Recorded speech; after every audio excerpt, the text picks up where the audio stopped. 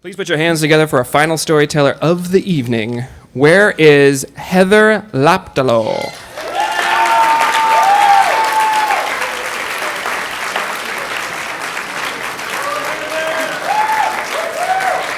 Heather!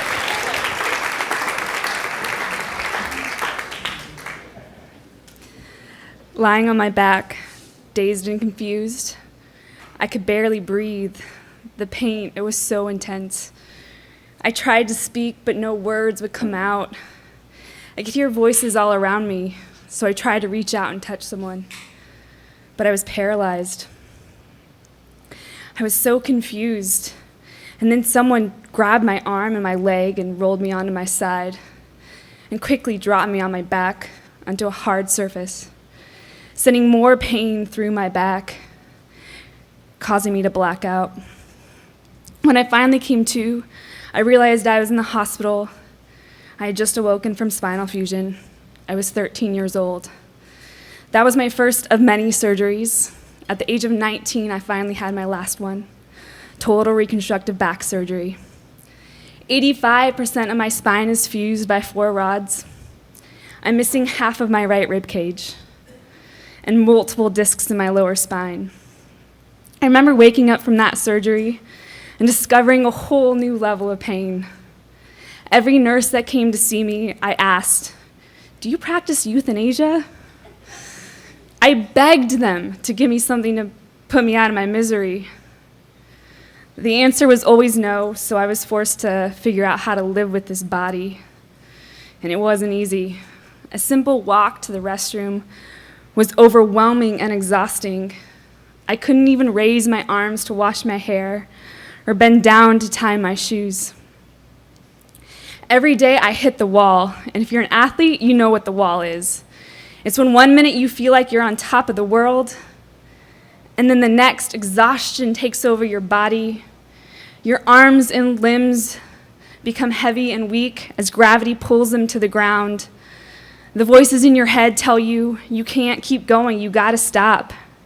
But if you listen closely, there's one little voice that says, you got this, keep going. And that's what gets you across the finish line. I remember asking my doctor, when will the pain subside? When will I be able to run again? And more importantly, when can I play soccer again? I started playing at the age of 5, and I had dreams of going to school on a soccer scholarship and maybe one day playing in the Olympics. He looked at me like I was stupid. He's like, girl, 85% of your spine is fused. You are 20% disabled. You are missing 40% of your lung capacity.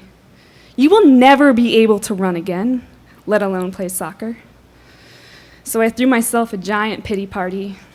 And then that little voice that said, you can do this, started speaking. So I picked myself up and I started walking. A year later, I was able to walk 4 miles, and I asked my doctor again, when can I run? He just shook his head. He's like, you can maybe try in like 3 months. So I waited those 3 months and went over to the nearest track, and I started running. At first, I was only able to run 200 meters, but I kept going, and soon I was able to run lap after lap until one day a man stopped me in my tracks and asked me, who do you run for? That man turned out to be the San Jose State cross-country coach. Before I knew it, I was running at a D1 university on a full-ride cross-country scholarship. Yeah, I was feeling good about myself. I fell in love with this sport, and I started sharing my passion by working at a running store.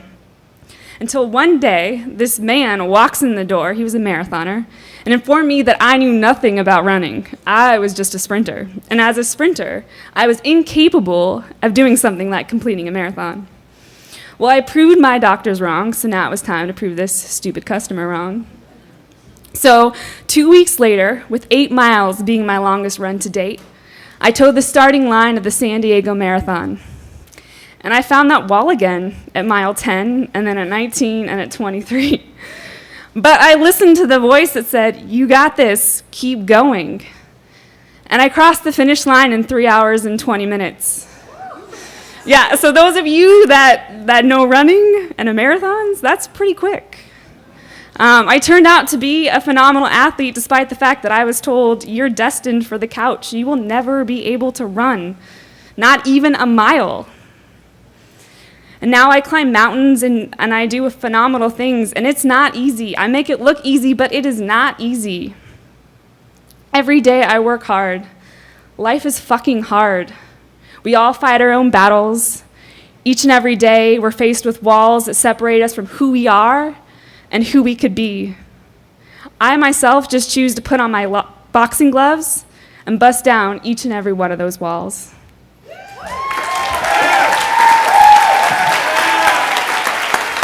Keep it going for Heather.